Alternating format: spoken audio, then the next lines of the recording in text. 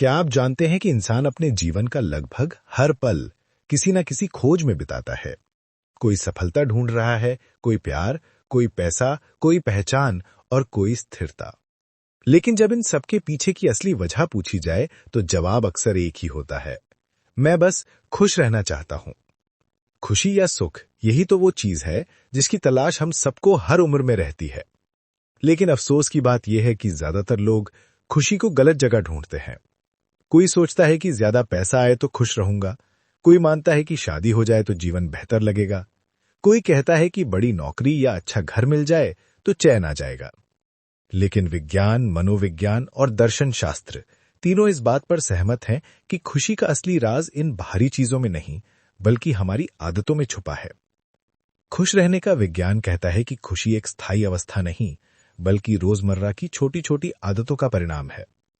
एक बच्चा तब खुश होता है जब उसे खेलने की आजादी मिलती है, एक नौजवान तब खुश होता है जब उसके सपनों को सहारा मिलता है, और एक बूढ़ा तब संतोष महसूस करता है जब उसे परिवार का प्यार मिलता है। अलग अलग उम्र में खुशी के रूप बदल सकते हैं, लेकिन उसकी नींव हमेशा समान रहती है। कैसी आदतें हम अपनाते हैं और किस दृष्टिकोण से जीवन को देखते हैं। वैज्ञानिक शोध बताते हैं कि हमारे मस्तिष्क में डोपामीन, सेरोटोनिन और ऑक्सीटोसिन जैसे रसायन सीधे तौर पर हमारी खुशी से जुड़े होते हैं। दिलचस्प बात यह है कि इन हार्मोनों को सक्रिय करने के लिए हमें किसी महंगी चीज की जरूरत नहीं पड़ती। एक सच्ची मुस्कान, किसी को गले लगाना, आभार व्यक्त करना, प्रकृति के बीच समय बिताना, ये सब साधारण सी आदतें हमारे दिमाग को ऐसा सिग्नल देती हैं जिससे हम तुरंत हल्का और प्रसन्न महसूस करने लगते हैं। लेकिन अक्सर लोग इस सरल विज्ञान को भूल जाते हैं। हमें लगता है कि खुशी कोई दूर का लक्ष्य है जो तब मिलेगा जब हम सब कुछ हासिल कर लेंगे। जैसे एक कहानी है एक व्यापारी की जो दिन रात मेहनत करता था। उसका मानना था कि बस थोड़े और पैसे जमा हो जाए तो वो आराम से जी सकेगा और सचमुच खुश रह सकेगा। सालों बीत गए, वो अमीर तो हो गया, लेकिन उसकी आदतें वही रही। ज्यादा कमाने की भूख, चिंता और तनाव। नतीजा ये हुआ कि जो खुशी वो कल पर टालता रहा, वो कभी उसके पास आई ही नहीं। असल में खुशी को टालना संभव ही नहीं, क्योंकि वो कोई गंतव्य नहीं बल्कि एक यात्रा है। और यात्रा का आनंद तभी लिया जा सकता है जब आदतें हमें उसी क्षण में जीना सिखाए। अब सवाल यह है कि वो कौन सी आदतें हैं जिन्हें अपनाकर हर उम्र का इंसान सच्ची खुशी महसूस कर सकता है। सबसे पहली आदत है कृतज्ञता। जब हम हर सुबह आंख खोलकर अपने जीवन की छोटी छोटी चीजों के लिए धन्यवाद करते हैं तो हमारे भीतर एक गहरा संतोष जागता है। अब सोचिए, आपके पास सांस लेने के लिए हवा है, देखने के लिए आंखें हैं, सुनने के लिए कान हैं, चलने के लिए पैर हैं। ये सब हमें इतना सामान्य लगता है कि हम आभार जताना भूल जाते हैं। लेकिन जैसे ही आप इसे महसूस करते हैं, आपका दिमाग सकारात्मक रसायन छोड़ता है और आप हल्का महसूस करने लगते हैं। दूसरी आदत है सक्रिय रहना। चाहे आप छोटे हो या बड़े, शरीर को हर दिन हिलाना बुलाना बेहद जरूरी है। विज्ञान कहता है कि व्यायाम सिर्फ शरीर को नहीं बल्कि मन को भी स्वस्थ करता है।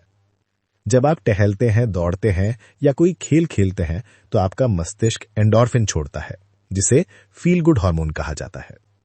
यही वजह है कि कसरत के बाद अक्सर लोग कहते हैं कि उनका मूड अपने आप ही अच्छा हो गया। तीसरी आदत है सार्थक रिश्तों में समय देना।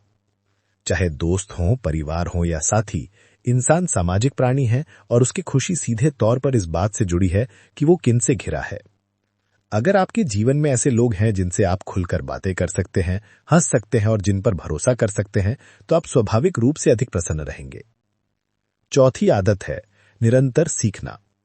उम्र चाहे कोई भी हो, जब इंसान नई चीजें सीखना शुरू करता है तो उसका दिमाग सक्रिय रहता है और जीवन में एक उत्साह बना रहता है। ये सीखना किताब पढ़ने से भी हो सकता है, किसी नई कला को अपनाने से भी हो सकता है, या फिर बस किसी से संवाद करके उसके अनुभव को समझने से भी हो सकता है। और पांचवी आदत है वर्तमान में जीना। ज्यादातर दुख या तो अतीत की यादों से आता है या भविष्य की चिंता से। लेकिन जब हम ध्यान, श्वास अध्यास या साधारण सी जागरूकता की मदद से वर्तमान क्षण में जीना सीखते हैं तो जीवन अपने आप ही सरल और हल्का लगने लगता है। अब आप सोच सकते हैं कि ये सब बातें तो सुनने में आसान लगती हैं, लेकिन क्या सचमुच काम करती हैं? इसका जवाब है हां, क्योंकि यही वो आदतें हैं जिन्हें दुनिया भर में सकारात्मक मनोविज्ञान के शोध निरंतर प्रमाणित कर रहे हैं।